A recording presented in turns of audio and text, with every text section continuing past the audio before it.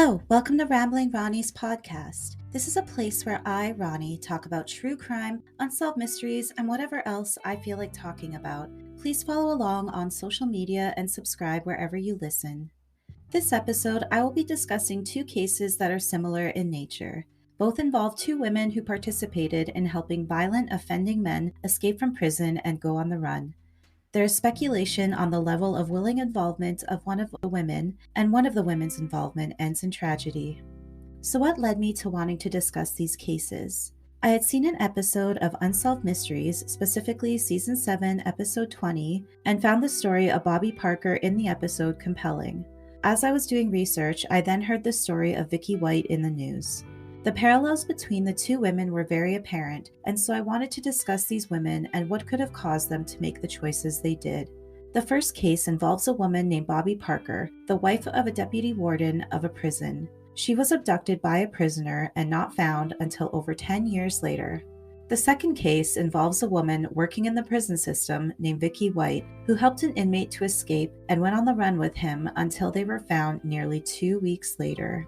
Were they victims of coercion with added susceptibility due to circumstance? I am still conflicted after doing my research. With the limited knowledge I have of the individuals involved, it is difficult to fully understand where each person is coming from with the choices they made. I will be speculating on some points and also expressing my opinion in this episode. This is just my opinion, and I am not an expert in the field of crime, criminology, psychiatry, and psychology. I just have my own firsthand experiences with being in confusing and abusive relationships. Now, let's get into the episode.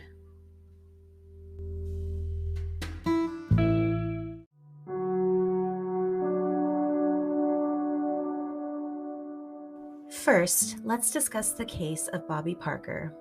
Bobbi Parker was born sometime in the 1960s. I was having a difficult time finding her exact birth date. However, I do know she was 32 years old at the time of her disappearance. According to Bobbi Parker in an interview with Dateline, she had a normal upbringing on a farm in north central Kansas. After high school, she attended college in Oklahoma, and that is where she met Randy Parker. They married in 1982, with Bobbi being about 20 at the time, and in the first 4 years of their marriage, they had 2 daughters. Both Bobbi and Randy ended up working in corrections. Bobbi worked with special needs inmates as a teacher, and Randy worked in administration.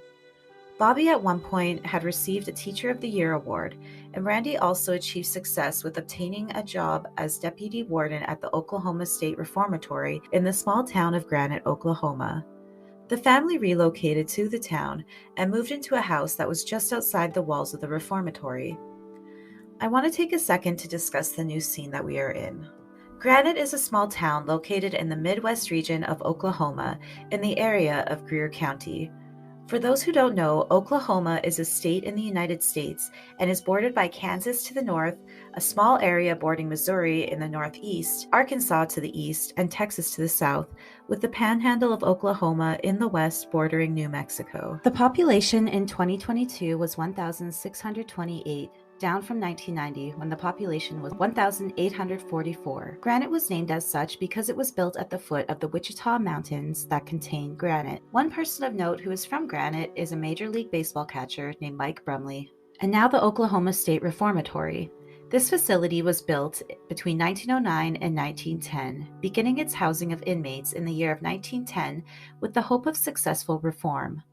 Where the institution was situated is also indicative of the forethought of cheap labor to mine the granite in the mountains. Able to house 1,042 inmates and currently holding 975, this facility came to fruition because of a woman named Kate Barnard. She envisioned having the reformatory as a place for young offenders to be rehabilitated. She was seemingly a woman set to make changes in the world, being a trailblazer of her time. With this bit of background information, let's continue Bobbi Parker's story. With the young couple now established at their residence, new roles began to emerge. Randy was working as deputy warden, and Jack Cowley was working as the warden. Bobbi lived in their new home, being a housewife and tending to her motherly and wifely duties. This will come to change. An inmate named Randolph Dial would come to know the couple and be the person to change their lives. I will now give some background information on Jack Cowley and Randolph Dial, the warden of the prison and the prisoner who escapes with Bobbi, respectively. It was challenging finding specific information about the people involved in this case. I will share bits of information I found to give a little bit of insight into who these two people were. Jack Cowley had been a warden for the Oklahoma Department of Corrections for over 20 years by the time this case occurred. He began working as a warden in 1969 and retired in 1996. He then moved into work that involved helping inmates to transition from prison into society. Overall, it was clear he was a religious man who devoted his life to working for the state and being involved in the prison system. He appears to continue to be actively working, and in particular, works as a national director for prisons and reentry. I read different interviews with him, and it seems like he has taken his life experience and has used that to become almost an advocate for those in the prison system. Yet, I am concerned with the level of religious and faith-based involvement he has in these areas. It is clear he is very religious, as he at one point was head of a ministry called Prison Fellowship. This was founded by Chuck Colson, an evangelical figure involved in the Watergate scandal. Cowley's ex-wife later took over as head of ministry.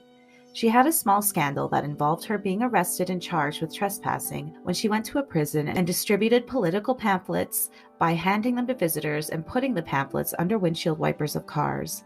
After being asked a dozen times to leave, the police were called. Anyone involved in ministries and organizations like this, I have no trust in, no matter how well-intentioned Jack Cowley presented and continues to present himself. In 1994, while still warden, Jack Cowley decided to start an art program for the inmates.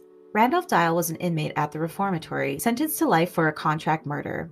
He was incarcerated at the Oklahoma State Reformatory, and with Cowley having known Dial from a different prison and knowing Dial's artistic ability, as well as the benefits financially that could come from that, Cowley developed a relationship with the inmate that led Dial to having more freedom. With Dial's artistic eye, knowledge, and skills, Cowley decided to have Dial run the art program from the Parker's garage, with Bobbi overseeing the project. Randy and Bobbi wanted the program to work because it could give Randy a chance to get a promotion and to leave Granite. This could suggest Bobbi may have been unhappy in Granite, perhaps not liking the tiny prison town. Maybe they both felt that way, that it was just a means to an end. Cowley's plan was to sell Dial's artwork to offset inmate housing costs. This allowed Dial's status to be changed from maximum risk to low risk, giving him an enormous amount of freedom beyond what prisoners are normally given. This includes being allowed to sleep in the staff wellness center, where he had access to showers and a phone. It is said he even would call to report in for daily headcount. So who exactly is Randolph Dial? So the information on Randolph Dial and his crimes previous to meeting Bobbi Parker were difficult to find. I took much information from the book At Large by Charles W. Sasser. Randolph Franklin Dial was born September 26, 1944. He was married 3 times as far as we know and has 3 kids as far as we know. Dial had confessed to committing a contract murder of Kelly Dean Hogan that occurred on September 16, 1981. The case of this murder could be an episode on its own. I will cover some of the main points and will say first off that I feel for the family of Kelly. There's limited information about his murder online, and Dial seemed to show little remorse for what he did. When putting Kelly Hogan murder in Google, most information that comes up at the top of the search results is information about Dial. There's a group on Facebook where he is celebrated, but it is unfortunate that his legacy includes that person. Kelly Hogan was born on October 31, 1953, and was the youngest of 3 kids. Hogan turned to martial arts when he was young after getting into a fight over a poker game. Though he later on graduated with a degree in psychology, his passion was martial arts. He found satisfaction in teaching children the craft of karate and ended up opening his own studio after studying and working as an instructor under Donnie Huang. Huang was a gifted and talented martial artist. However, he was said to have an ego that blew up with his success. He had students who were black belts that would become the instructors.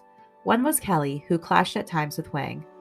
Huang eventually moved on to a bigger facility and would require students to sign legal contracts that bound them as students for 2 to 6 years, continuing his apparent materialistic and totalitarian approach to the sport. Kelly had opened up his own studio as a way to make more money for himself and his new wife, Denise. Huang was upset with having Hogan as a rival, and though it isn't proven that Huang was involved, Hogan began experiencing various forms of harassment. One example was Kelly receiving threatening phone calls, which eventually escalated to 2 men demanding to spar with Hogan and eventually trying to attack him. It is said he was able to subdue the attackers with ease. Huang then tried to buy Hogan out of his business and claimed he only saw Hogan as a rival, not an enemy. It was September 16th, 1981, when Hogan was murdered. Kelly and Denise went to get supper and groceries after his 7 o'clock class was finished. After arriving home and having supper, the couple were getting ready to relax and watch TV when the doorbell rang at 10 o'clock p.m. A man was at the door, one that Denise said was wearing a blue suit and had curly hair. She couldn't remember any defining features that made him stand out, especially with having just a quick look at the man. The man asked if Kelly was Kelly Hogan, and then said he was trying to find a girl named Patty Thomas. Kelly said he didn't know where she was and that she had an 8 o'clock appointment that she didn't show up for. This escalated into an argument that led to Kelly being shot in the chest. The scene became chaotic, with Denise managing to escape the house to neighbors who then called emergency services. During the first week of investigating, cops were at a standstill. They had no fingerprints to go off of, no confession, and a short list of suspects. As the investigation went on, various leads were followed and yet nothing turned up, until Randolph Dial turned himself in 1986.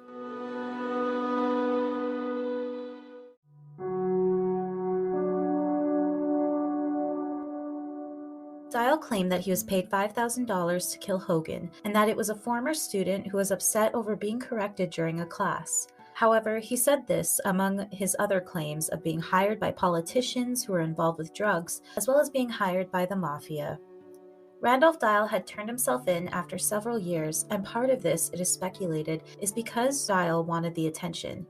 He made many random, large claims of a variety of things throughout the years. And with having so many tales of where he came from, his ties to the mafia, and his supposed involvement in other deaths, it is difficult to know what is true and what is what he believes to be true, or if what he is saying is for the sake of attention, or perhaps some form of excuse. He had moved around a lot at that time with his wife at that time, and he was living in a bit of a paranoid kind of way.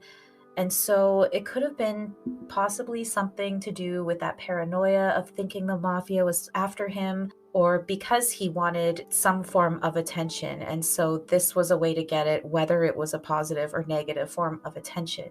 It is also a little bit confusing because at the time when he was arrested after he turned himself in, his ex-wife was found killed, although it was said at first that it was a suicide. With all the details, though, of her death, it is unknown if it had anything to do with Randolph Dial or anything to do with his tales of the mafia, or if she had a different life of her own that could have caused that to happen. He was on the front page of newspapers after confessing, and seemed to enjoy the attention of people knowing he was a hitman. In jail, he would boast about how tough he was, and people would say, "Don't touch that dial." I am unsure of what level of actual intimidation Dial had, or if he was such a big talker and manipulator that he could sway any person to see him through whatever lens he decided them to see him through. Knowing some of this information about Dial, it really explains how he truly seemed to have a way to sway people. From his incarceration to the warden and to what we will discuss next, Dial really made sure his narrative was in his control. He had very clear narcissistic personality disorder traits, and we will look at that later on. Dial had an enormous amount of freedom for a murderer, and this all led to Bobbi and Randolph to be allowed to see each other frequently, working on the art program together. This included Bobbi even driving Randolph into town for supplies unaccompanied. Having such loose security allowed what happened next to occur. On August 30th, 1994, Bobbi and Randy started their day in a typical fashion, having breakfast with their daughters before the girls went to school, and Randy heading to his work.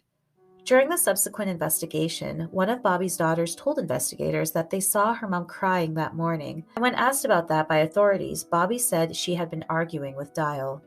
A neighbor later on said they saw Bobbi and Dial loading art supplies into the family van the morning of the incident.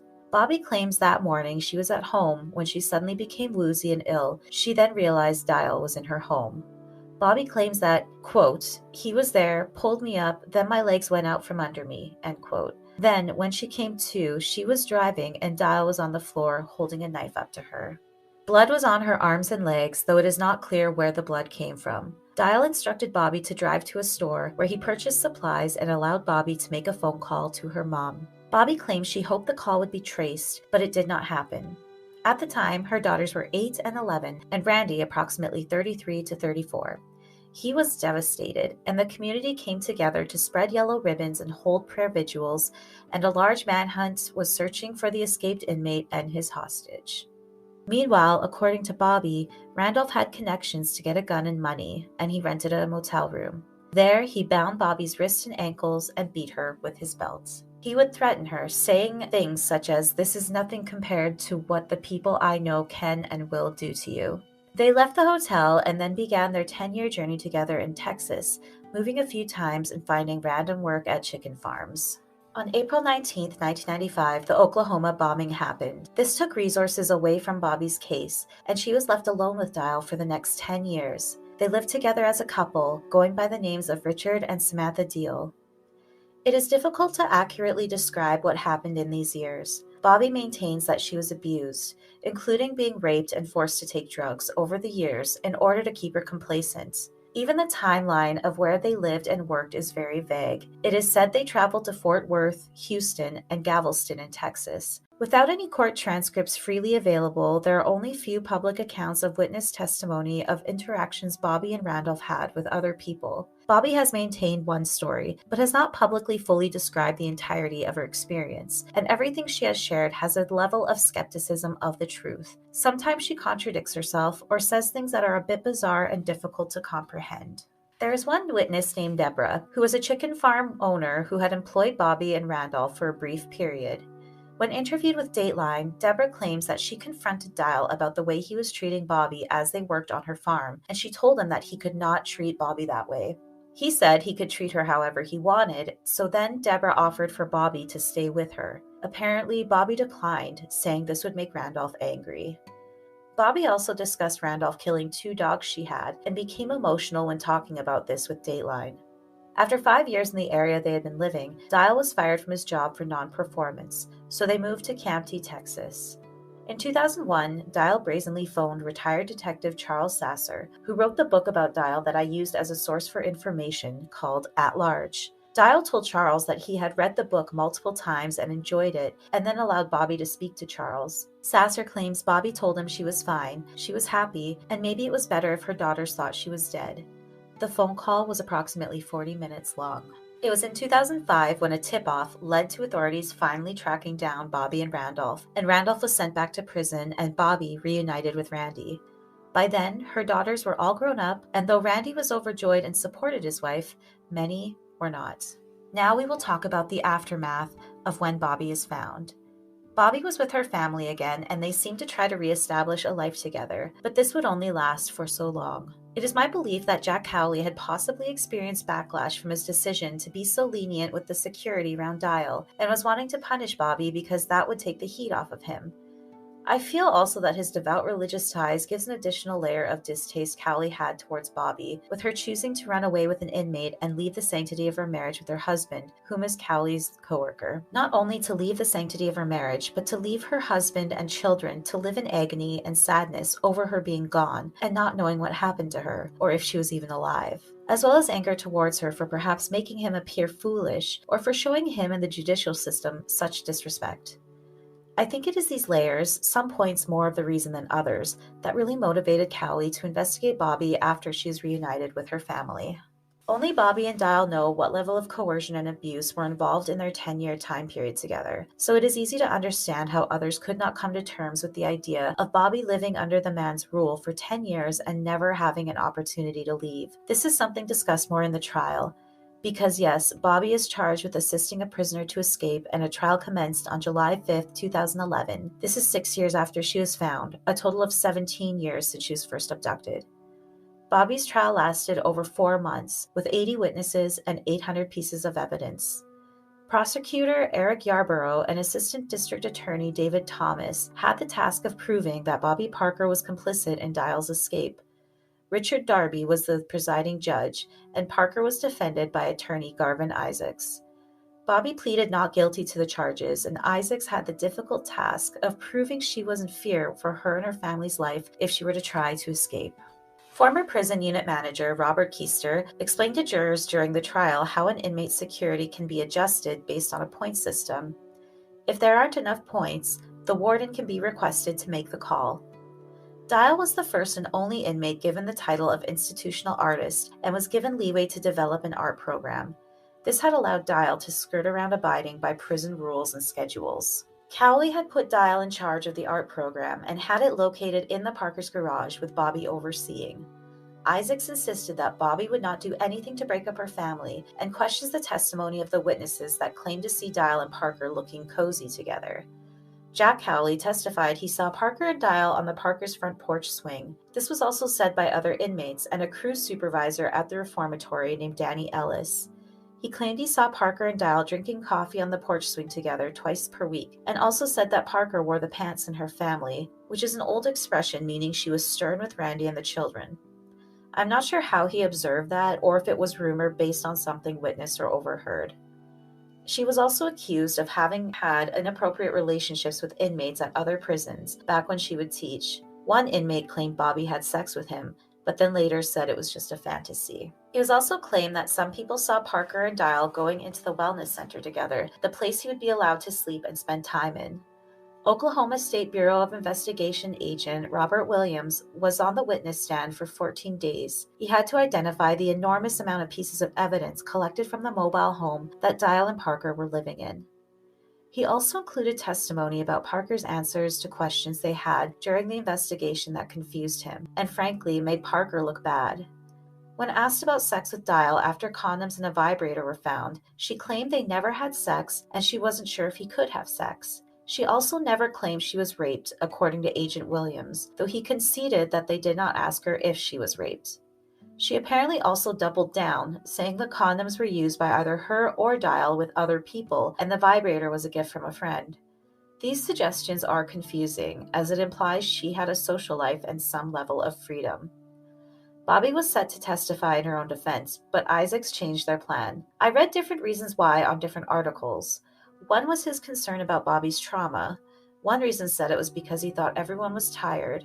Whatever he said the reason was, it was likely he knew the prosecution would attack her and make her look guilty.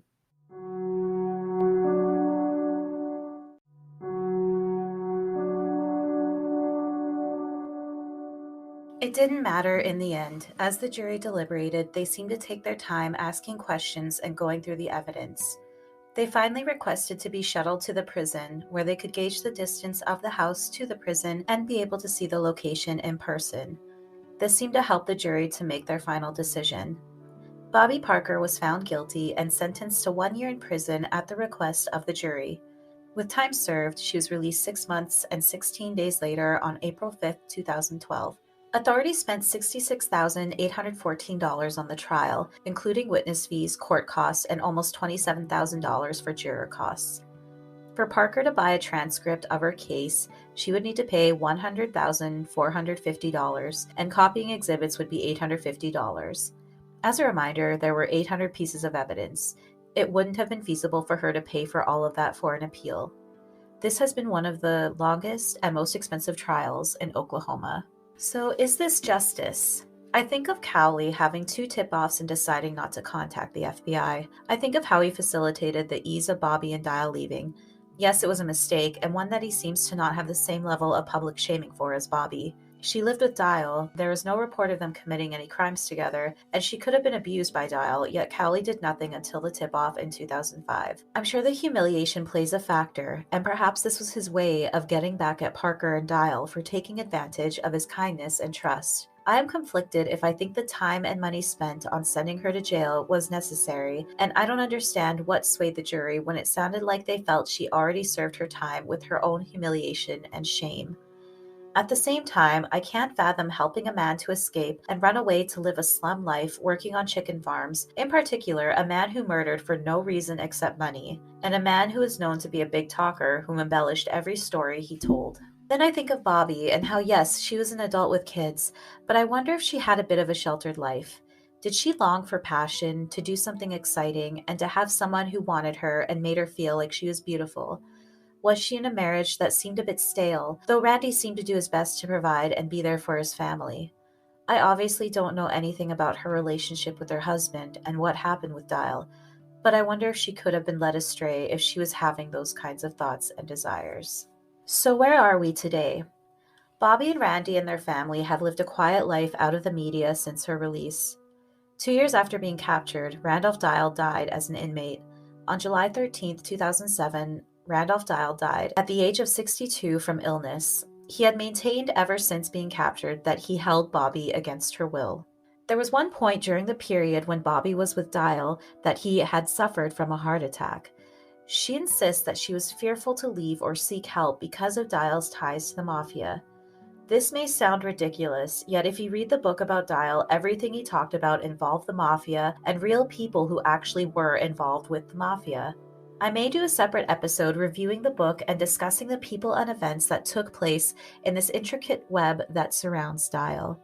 As mentioned earlier, Jack Cowley continues to work with helping inmates to reestablish themselves in society once they leave prison. He seems to speak compassionately about what inmates experience and how leaving jail is a big process because they have to readjust to what is going on in the outside world, a world that can be so incredibly different from what they knew when they went into jail. It reminds me of the fictional character Brooks in the movie The Shawshank Redemption, who took his own life after being paroled because he could not adjust to the outside world. However, it is also clear that Cowley is part of a religious sect that seems to be intertwined with state affairs, and that is something that I think should be completely separate. There is not much else to say about the case and what happened, so I will now briefly discuss another case that happened more recently and parallels I see in the two women of these cases.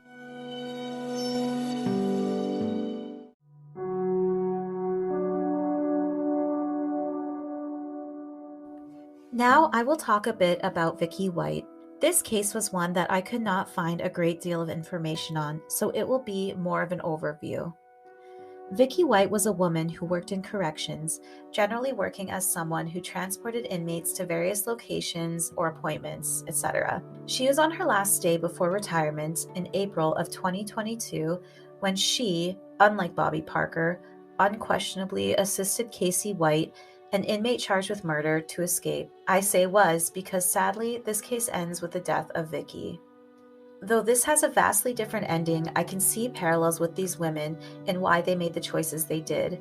I may be wrong, again I'm speculating, but my heart always aches for people who are in a life they feel they cannot escape unless they make a drastic choice. Let's have a look at who Vicky is and what occurred that led to her tragic ending. Vicky White was a 58-year-old widow who worked in corrections for 17 years. Some sites say she was 56 or 59, but most say she was 58. She worked in Lauderdale County, Alabama, as an assistant director of corrections, with her main job transporting inmates. Vicky was a widow with no kids. Vicky met Casey in 2020, 2 years before the incident. Casey White was serving a 75-year sentence at the William E. Donaldson Correctional Facility in Jefferson County for a crime spree in 2015. He was charged with home invasion, carjacking, and a police chase. Casey then wrote a letter confessing to a murder and was subsequently sent to Lauderdale County for questioning, where he met Vicky. He supposedly included his wish to speak with a specific officer in Lauderdale County. Casey's mother is in denial of his charges, claiming Casey confessed to a murder in order to be moved to a better facility. He later on pled not guilty to the charge of this murder by reason of insanity. Whatever the motive, Casey at the time confessed to the murder, and this was how he met Vicky. He was at the Lauderdale facility for 3 months. By November, Casey was ordered back to the Donaldson prison after staff discovered he had a shank and was planning to escape. The Donaldson prison is located about 2 hours south of Lauderdale. For the next 2 years, Vicky maintained communication with Casey. Casey moved back and forth a few times, but by February 25, 2022, was back at Lauderdale County to prepare for his murder trial, set for April. For the 7 months leading up to the transfer, Vicky and Casey shared 949 phone calls. There was no software to flag the calls, so they called each other up to 4 times a day. These phone calls, as of September 2022, were said to be in the process of review, and so far the only comment made by officials was that the calls were sexually explicit. It is likely they also included planning Casey's escape, though it has not been stated. Vicky was busy leading up to the series of events that began on April 29, 2022. Vicky sold her home on April 18th for $95,550, much lower than the market value of $235,600. This money became the funding for what was to come. One of the uses for the money was for vehicles. After selling her house, Vicky took money from various bank accounts and went shopping for men's clothes and adult toys. She then bought a 2007 Ford Edge under a false name. On April 28th, Vicky stayed at a Quality Inn hotel in Florence, Alabama. She then brought the Ford Edge to a mall parking lot that was 10 minutes away from the jail. The next day, the plan was put into action.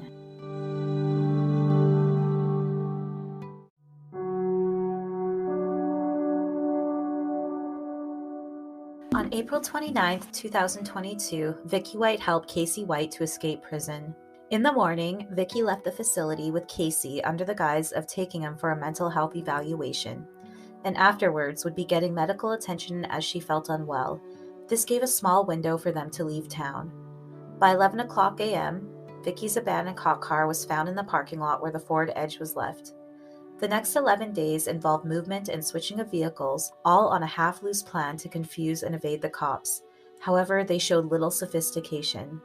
Not long after the cop car was discovered and corrections made the connection of what was really happening, the Ford Edge was found in Williamson County, 2 hours north of Lauderdale County.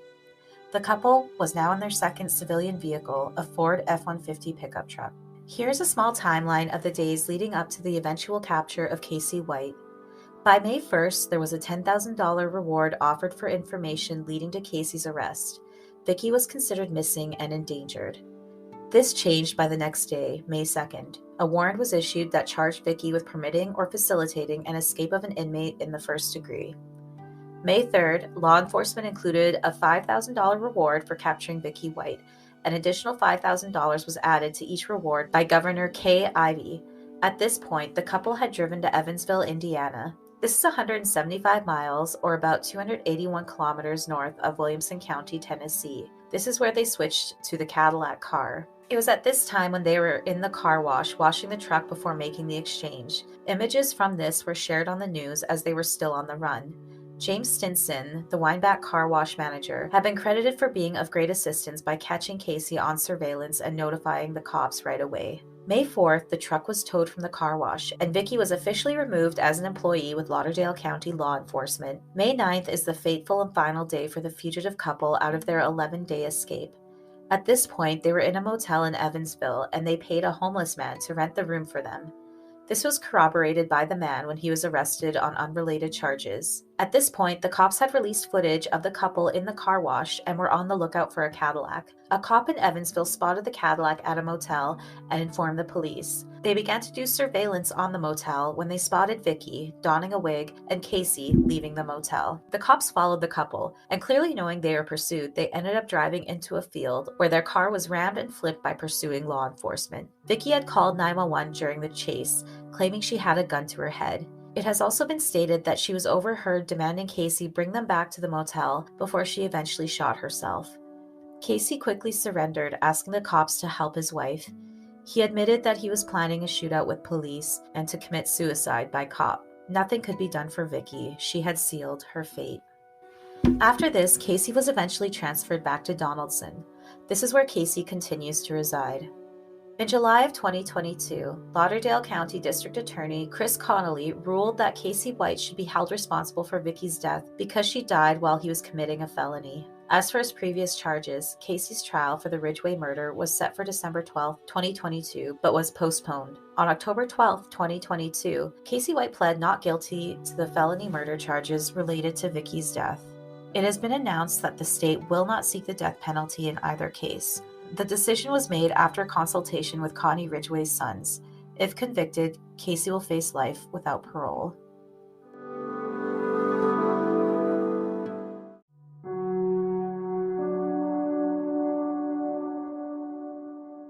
As of December 2022, both trials have been postponed until possibly May or June of 2023. The DA wants to try Vicky White's felony murder case before the capital murder case of Connie Ridgway. Vicky was laid to rest at the Center Hill Cemetery in Lexington, Alabama. Vicky's story was barely a 2-week whirlwind, her life completely uprooted and sacrificed in order for her to help this man to escape prison. It is unfathomable how she could have made the choices she did, so perhaps considering some psychological factors could give us some insight into why she, as well as Bobbi, made those decisions. I'm going to explore the emotion of loneliness, Why Women Date Inmates, Coercive Control, and Stockholm Syndrome. There are likely more deep and complicated psychological explanations behind these cases, but I am not a trained professional in this area. I just want to try understanding what could have led these women to helping these men to escape, especially because all of these topics are important and relevant today. Having some insight and knowledge about what factors could potentially have led to these incidents can allow you to evaluate your own life as well and consider if you have any of these experiences or what to look out for if you aren't aware of what coercive control looks like. If it sounds anything like your relationship or one that you've been in, there are links in the description to websites where you can find information on how to get help or if you just need to talk to someone. Let's look at loneliness first.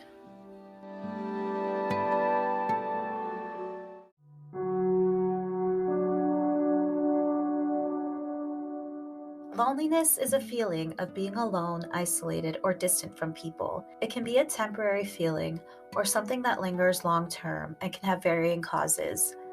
Loneliness can stem from a change of job, moving to a new city, working from home, lack of meaningful connections, living with chronic mental or physical health issues, suffering from trauma, and a myriad of other reasons.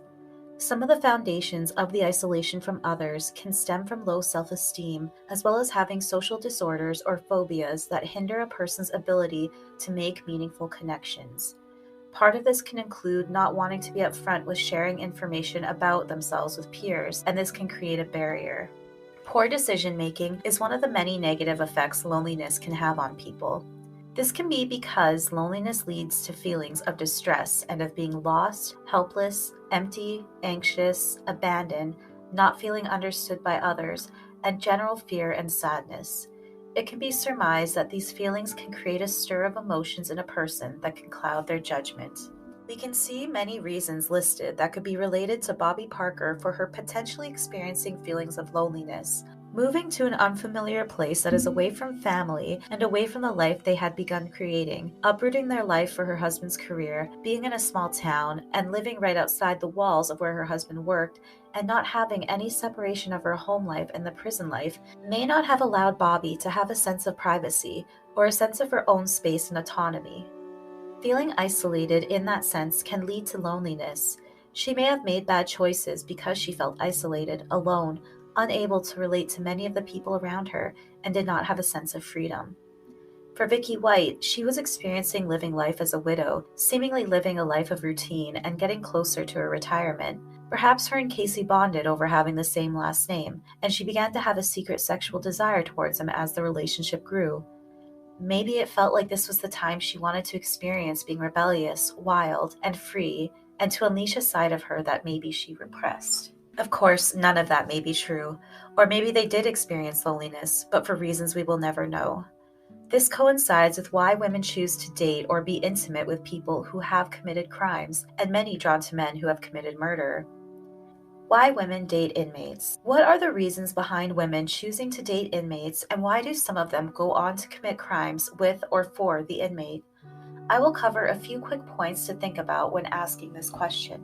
One thing to note is that there is a correlation between abusive relationships and women committing crimes. We will look at coercive control next, and that can explain a bit about why women who may not even be physically with a man can still feel obligated to do things that they normally wouldn't without the partner manipulating them to do so. There are many forms of gender expression, and this is included in abusive relationships. But for right now, we will look at cisgendered men and women and conclusions that have been made about the differences in their behavior when it comes to violence.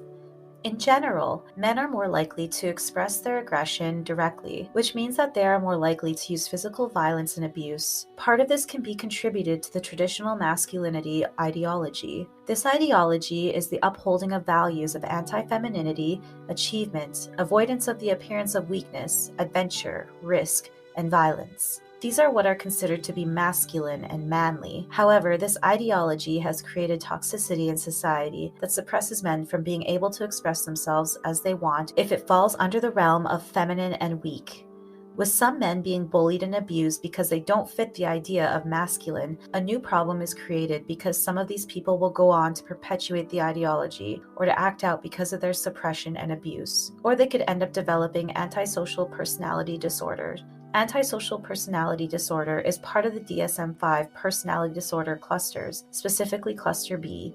We will go more into this when I discuss coercive control. Women are more likely to be indirectly aggressive, so this means they are more likely to use forms of manipulation rather than physical violence. These are some points just to think about for what can lead people into living lives that are not ideal and to become involved in either drugs and/or crime. Most people who have a healthy upbringing and continue to live a healthy lifestyle may not be able to fathom why someone would insert themselves into that world if they aren't a part of it. But when it comes to women dating inmates and going on to commit crimes with them, there are some deeper reasons than simply being vapid or desperate. Many of the women who date inmates come from a difficult upbringing that involves a history of abuse. Many experience a dominant, verbally abusive partner in a prior marriage. Some have a paraphilia known as hybistrophilia. This is when someone is sexually aroused by a partner who has committed a serious crime. Being in a relationship with someone who is an inmate can mean that a person can be in a relationship without typical responsibilities. They also have more control if the man is in prison. Being chosen as someone who the inmate wants to interact with can make the person feel special or like the one, in quotes. Some of the women can have nurturing personalities and want to save someone. Some feel that having a relationship with someone who is tough and manly can be a protector. Some are unhappy and angry and are acting out of rebellion. Some feel a sense of freedom or of being daring when dating an inmate and committing crimes. Once they are in this situation, it may seem impossible to get out of, so they don't seem to try. When these relationships, especially when the inmate is very manipulative and deceiving, the women can rationalize the crime and why the man is in prison. They can also rationalize choices they make to help that person. And some feel a celebrity-like status at being involved with someone who is a particularly notable criminal, such as the women who became involved in some manner with names like Charles Manson, Richard Ramirez, and Chris Watts. All these factors and points show how those who have internal struggles find a way to be seen, to be heard, to be protected, and to experience feelings and sensations that maybe they have suppressed or have been repressed from. Overall, there are many reasons for women to have the desire to have these relationships. What else can hold people in relationships with men who are usually pretty awful people? Why will women be with abusive men and find it difficult to leave a situation, especially if it doesn't appear that they are truly being held captive? Let's have a look at coercive control. Coercive control is a subtle form of abusive behavior that involves one person using various tactics to isolate and control another person. There are a number of ways that someone can instill control over another person's life, and usually this takes some time and involves a buildup of patterns of behavior. It can be described as death by 1,000 cuts. The pattern of behavior includes intimidation, humiliation, threats, ultimatums, and loss of liberty for the victim. It may not come across as aggressive at first, so the victim will not be aware right away of what is happening to their autonomy. An unequal power dynamic is usually a big factor. Sometimes this can be a difference in social status, a difference in age, or a difference in positions and careers. A person instilling control of the victim will do so by using isolation, monitoring of activity, restriction of autonomy, gaslighting, name-calling, financial control, reinforcement of gender roles, manipulation of children or pets, sexual coercion, control of victim's body, jealousy, and threats. Isolation involves moving a person away from family so it is difficult to visit or not an option, fabricating lies about the victim to others, monitoring the victim's phone calls, and general brainwashing. Coercive control includes the abuser monitoring the victim throughout the day and using gaslighting as a way of always being right and forcing the victim to question themselves and their reality. The manipulation and lies that go with this create confusion and uncertainty for the victim, contributing to making them more pliable victims for the abuser. To break the victim down even more to ensure control, the abuser will use name-calling and frequent criticism to force the victim to question themselves even more. They will also become more fearful, and with the combination of all these tactics, the victim will be under the control of the abuser. This can escalate as there are cases of extreme threats, in particular to children, pets, or other loved ones, psychological abuse, enforcement of rules and activities which humiliate, degrade, and dehumanize the victim.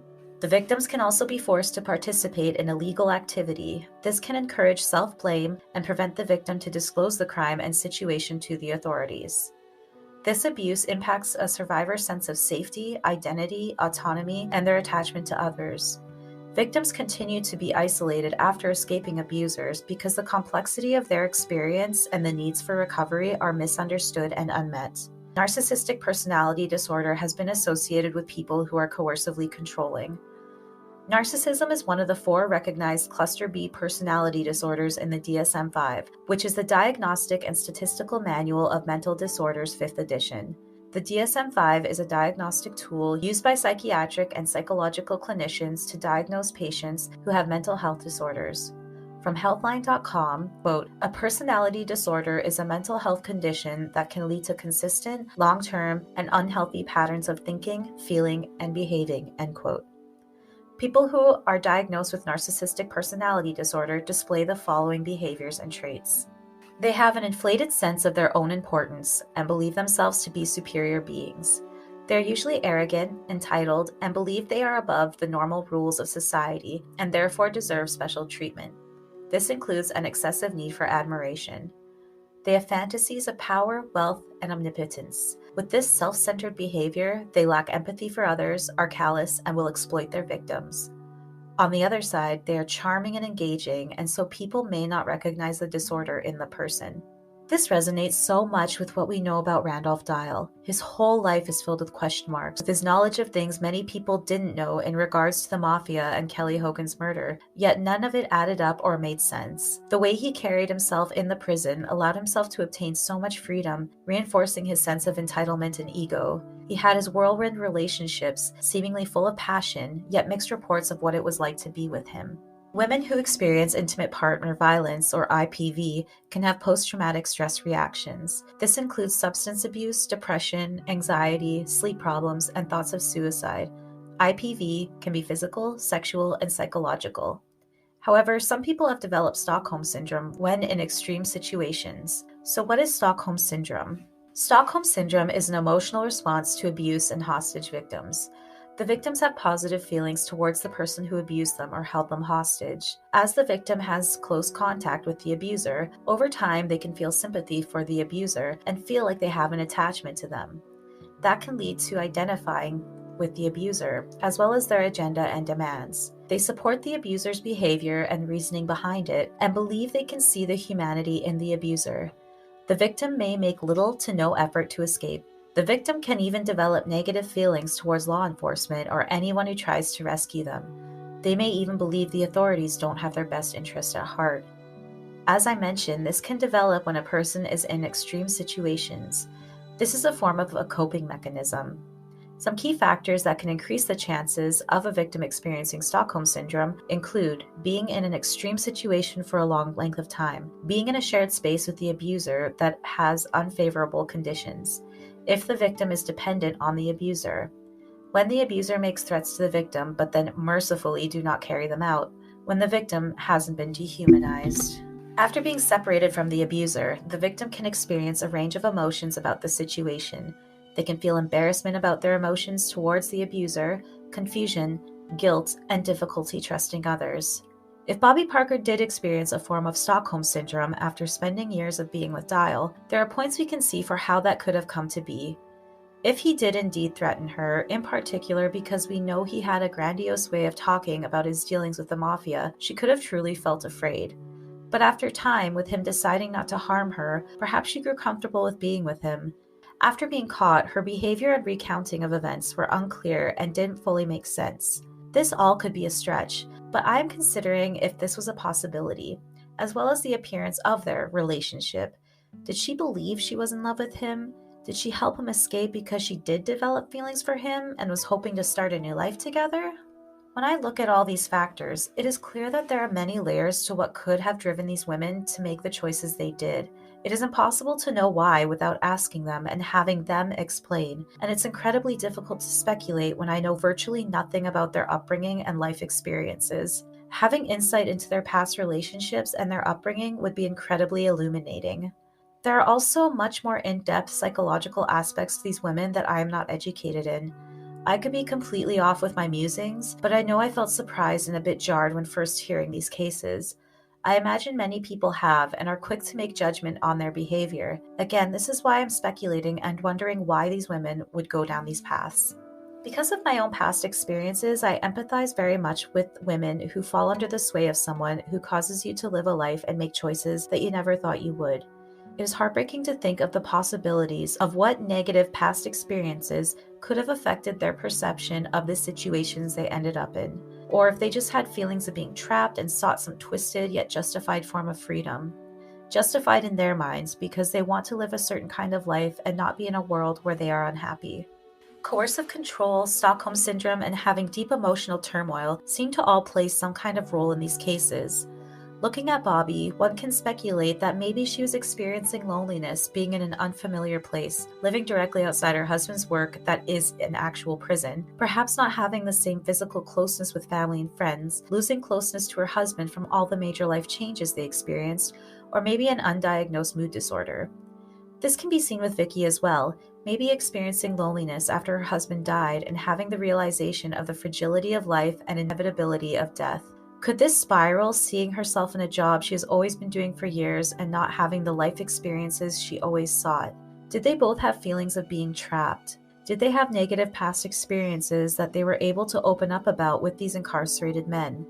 Was there a physical attraction and then coercion through flirting and love bombing to garner the women's attention and affection? Was this in part entertaining for these men, as well as a clear opportunity for some kind of advantage? Vicky did many special things for Casey while he was in prison because of her affection, and that escalated to helping him escape. Is this similar for Bobbi? Did Dial's ability to captivate her with his words, his narcissistic, grandiose demeanor, as well as his art combined together make him seem like this incredibly unique person? Did Bobbi experience any postpartum depression that was untreated? Could this have led to an ongoing mood disorder? It is extremely speculative for me to presume anything, again because I don't know. I just have so many questions and want to understand how things could have gone so far. Bobbi and Vicky could have been truly awful people with their secret deviance that they couldn't hold back from any longer. I think that is what the majority of people would believe, and it is certainly what law enforcement thought when they decided to charge Bobbi years after she was found.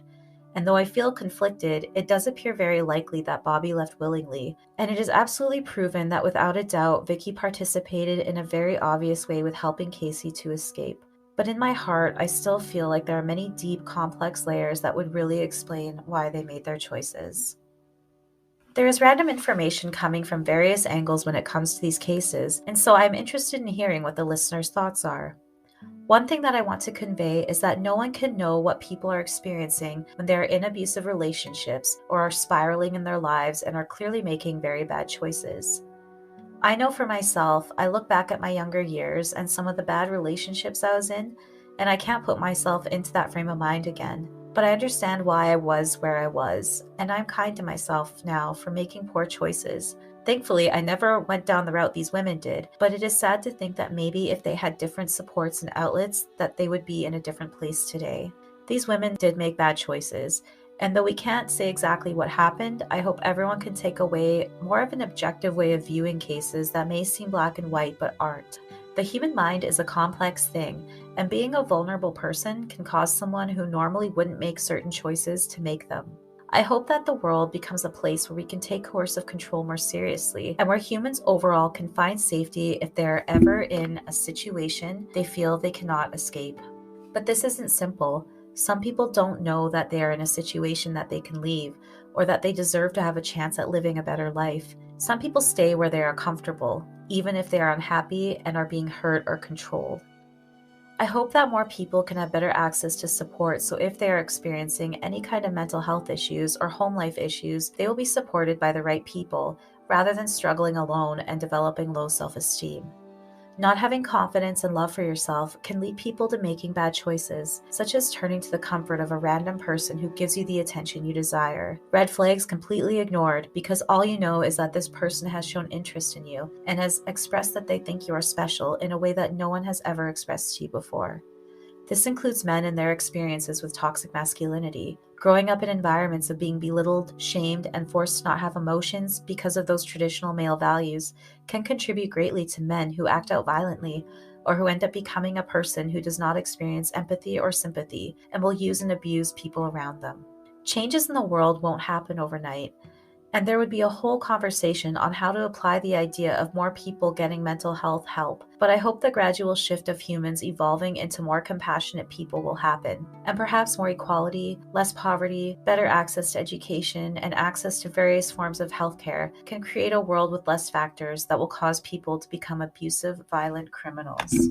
For anyone out there who feels alone or who just wants to be loved and respected but are in a situation that is out of your control, please find your local support, such as mental health centers or crisis shelters, and get the help you need. It is difficult and can feel shameful, but there is no shame in taking charge of your life and becoming the person you always wanted to be. No one should control you. No one should tell you what to do. And if you are in a relationship, everything should be a two-way street, and it should be about supporting each other and having a wonderful life together, not hurting and suffering together and experiencing abuse.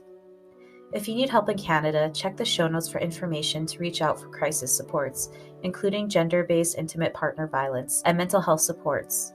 There are links to websites that will give you information on numbers you can call, whether you need to just talk and have help and guidance or need more actionable support in your area. And have a look at information on coercive control. If you're in a relationship where what is listed applies to you, you are not alone.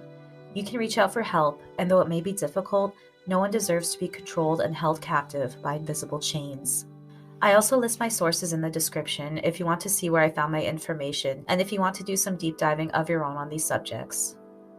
Thank you for taking the time to listen today. This is a subject matter that I think is very complicated, and so I hope maybe people can look at what these women experienced with a compassionate mind.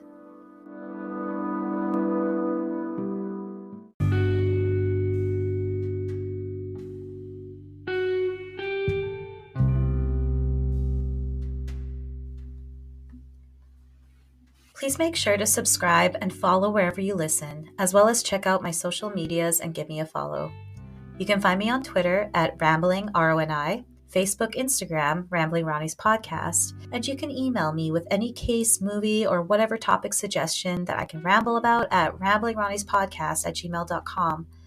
If you have any comments about these cases or any similar cases you'd like me to cover, let me know. And if you're a professional out there who maybe has some insight into these cases and want to talk about it, feel free to reach out. I would like to know if anyone has any more in-depth information. Thank you all again for listening, and take care.